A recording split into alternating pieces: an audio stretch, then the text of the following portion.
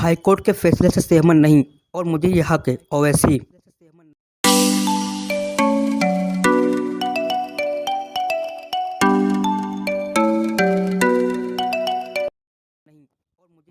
अस्सलाम वालेकुम नाज़रीन, कैसे हैं? उम्मीद करते अच्छे होंगे। नाज़रीन, कर्नाटक हाईकोर्ट ने आज बहुत ही अहम और सेंसिटिव इशू पर अपना फैसला सुनाया है।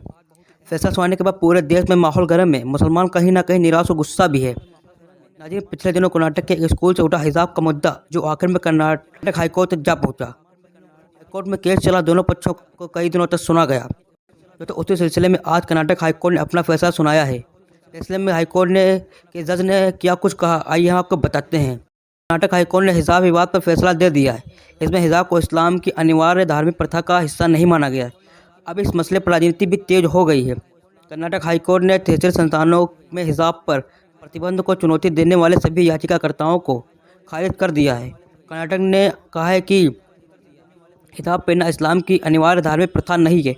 आगे कहा गया है कि 5 फरवरी के सरकारी आदेश को अमान्य करने के लिए कोई केस नहीं बनता। दोस्तों, हाईकोर्ट ने यह कहा है। अब हम आपको बताते हैं फैसला आने के बाद असदुद्दीन ओवैसी और मुसलमानों में अपना प्रभाव रखने वालों ने फैसले को लेकर क्या कुछ कहा है। असदुद्दीन ओवैसी ने कर्नाटक हाईकोर्ट के फैसले से असहमति जाहिर की है।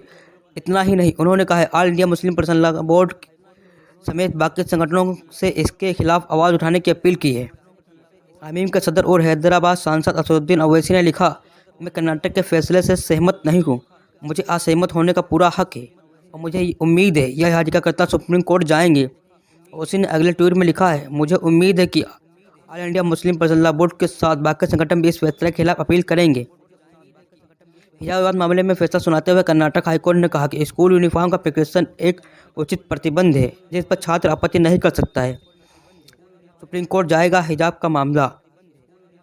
स्कूल कॉलेज में हिजाब पहनने पर कर्नाटक हाईकोर्ट के फैसले के निराश याचिकाकर्ता, छात्राएं और संगठन इसे सुप्रीम कोर्ट में चुनौती देने की तैयारी में हैं। वकीलों की टीम अभी फैसले का अध्ययन कर रही है। याचिकाकर्ताओं के वकील उसमें से लीगल पॉइंट देखकर उन्हें सुप्रीम कोर्ट में चुनौती देंगे।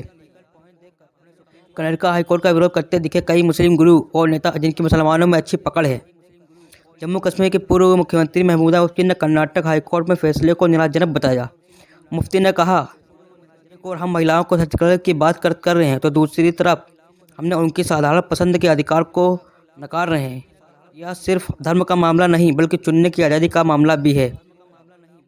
जम्मू कश्मीर के पूर्व सीएम उमर अब्दुल्ला ने कर्नाटक हाईकोर्ट के फैसले पर सवाल उठाया है। उन्होंने कहा है, कर्नाटक हाईकोर्ट के फैसले के चलते निराश हूँ। आप हिजाब के बारे में कुछ भी सोच सकते हैं, लेकिन यह सिर्फ कपड़ों के बारे में नहीं है, यह महिला अधिकार के बारे में भी है कि वह कैसे कपड़े पहनती है। कोर्ट ने इस मूल अधिकार को बरकरार नहीं रखा। हाईकोर्ट के फैसले पर क्या बोले मौलाना। वही मौलाना खालिद रशीदी फरंगी महली ने कहा है कि कोर्ट की इस टिप्पणी में हम इत्तेफाक नहीं रखते कि हिजाब इस्लाम का ज़रूरी हिस्सा नहीं है। कोर्ट के आदेश का सम्मान होगा, लेकिन इस्लाम में भी हिजाब और पर्दा या चादर पहनने का जिक्र किया गया है जो महिला का अधिकार है। दारुल उलूम फिरंगी महली के प्रवक्ता मौलाना सुफियान निज़ामी ने कहा, कर्नाटक कोर्ट ने जो फैसला किया है हिंदुस्तानी नागरिक होने के नाते हम उसका सम्मान करते हैं। जिस तरीके से कोर्ट ने कहा है कि हिजाब और पर्दा इस्लाम की ज़रूरी अंग नहीं है, हमें इससे आपत्ति है। पहले भी जिस तरीके से कहा गया कि मस्जिद में नमाज पढ़ना इस्लाम का अभिन्न हिस्सा नहीं है और फिर 3 तलाक के लिए कहा गया इस्लाम का हिस्सा नहीं है। इस तरीके से जजमेंट कहीं ना कहीं समझ से परे हैं, लेकिन जाहिर है कि मज़हब इस्लाम में पर्दे और हिजाब पर जो बात कही है, कोर्ट को इन बातों पर गौर करने की ज़रूरत है। नाज़रीन, आपने देखा कि किसने क्या कहा, जो कि हमने आपको बताया। नाज़रीन, अगर आपको ये वीडियो अच्छी लगी हो तो आप चैनल को सब्सक्राइब जरूर करना।